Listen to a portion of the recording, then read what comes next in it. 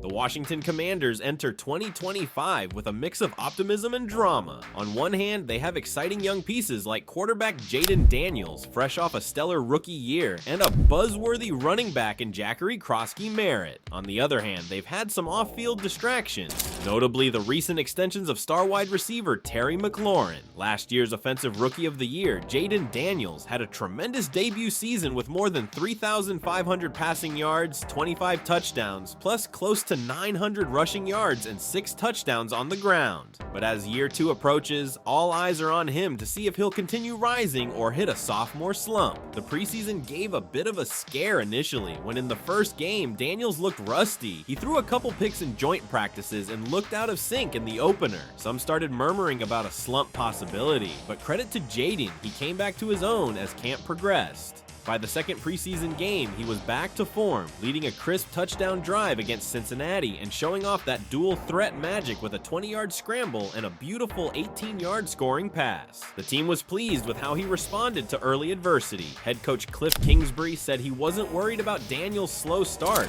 noting that they put a lot on his plate early and he bounced back great. It mirrors how last year, Daniels had a couple rough games midseason but then finished strong.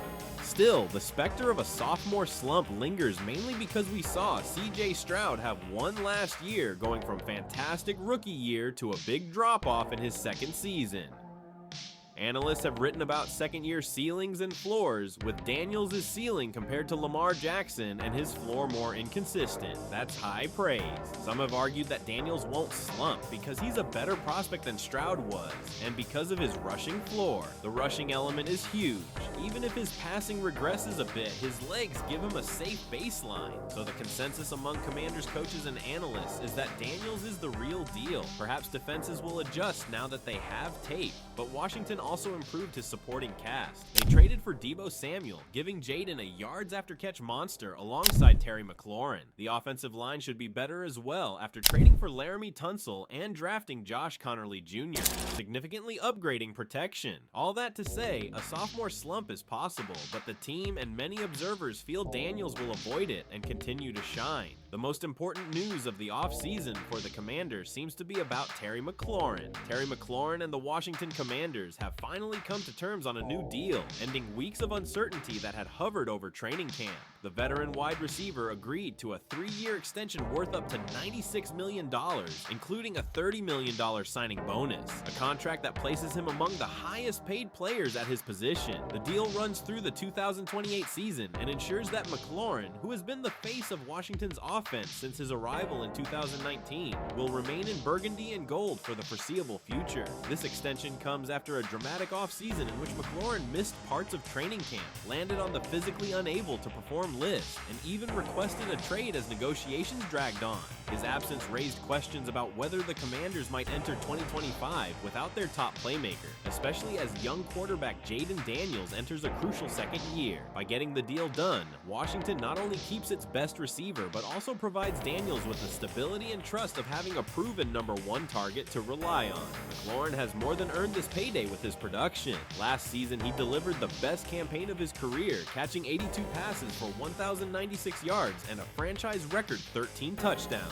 He was rewarded with a Pro Bowl appearance and second-team All-Pro honors, further cementing his reputation as one of the league's most consistent and underrated stars. Beyond the numbers, his leadership in the locker room and ability to make contested catches in key moments have made him the heartbeat of the Commanders' offense. For the organization, the deal sends a message about long-term ambition. After years of turbulence and transition, the Commanders are building around a core of Daniels, McLaurin, and several other young talents. Locking down McLaurin not only boosts the immediate prospects of the offense, but also signals to the rest of the roster that the front office is serious about contending and rewarding its cornerstone players.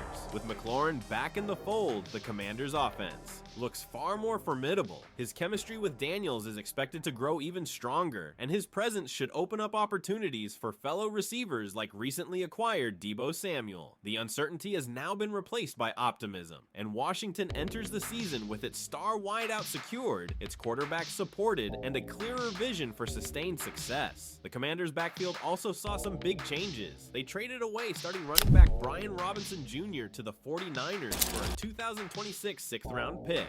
Why trade a solid young back on a rookie deal? Because of Jacory Croskey-Merritt, a rookie 7th rounder who has been the talk of camp. He has run so well, he's a virtual lock for the 53-man roster. In preseason, he racked up 72 rushing yards and a touchdown on 18 carries across 2 games, and was named Shrine Bowl Offensive MVP prior to that. He runs with patience, power, and surprising burst, even breaking a 27-yard touchdown run that wowed people. Fans already love him. Antonio Gibson is still around, so likely it's a 1-2 punch of Gibson and Croskey-Merritt. But don't be surprised if Croskey-Merritt becomes the lead back sooner rather than later. His running style fits what offensive coordinator Eric Bieniemy wants. The hype train is full steam ahead, and if he truly hits, the offense gets that much more dangerous. Imagine a zone-read game with Daniels and Croskey-Merritt. Defenses will hate that. The Commanders' defense was top 10 last year and should be solid again. They traded Chase Young, but still have Montez Sweat, who had 9 sacks, and added rookie defensive end Jeremiah Alexander to rotate. The duo of Jonathan Allen and Daron Payne remains the anchor up front, with Payne fresh off an 11.5 sack season and a new deal. Linebacker Jamin Davis has emerged as a playmaker, and the secondary, already a strong point, added Quinn Ringo from Georgia to pair with Kendall Fuller and Benjamin St-Juste.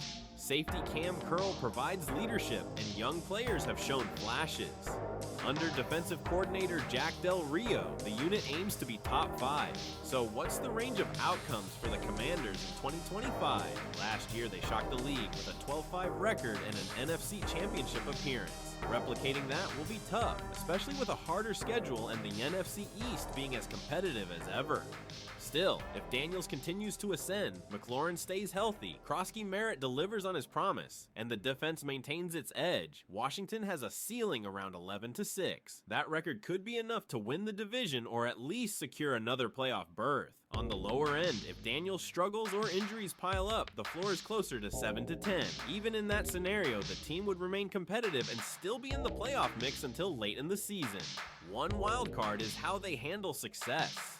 They had a magical run as young underdogs, but now there are expectations. Sometimes that pressure can cause a step back, but Washington has enough veteran leadership to stay grounded. The Commanders are one of the most intriguing teams in the league. Tons of young talent and speed, but facing the challenge of sustained success. If Jayden Daniels continues on his upward trajectory without a sophomore jinx, Washington could be legitimate contenders in the NFC again. The offense is full of potential, especially with new fan favorite Jacory Croskey-Merritt running wild in the preseason and Daniels proving he can keep improving. The defense remains a playoff caliber unit. Washington's floor might be around 8 or 9 wins due to a competitive division and the small uncertainty of youth, and the ceiling about 11 wins if everything clicks. That means another playoff berth is absolutely in play. Commanders fans finally have a reason to be hopeful about their quarterback and their team. One thing's for sure, this team has come a long way from the turmoil of a few years ago, and the future looks bright in DCHTTC.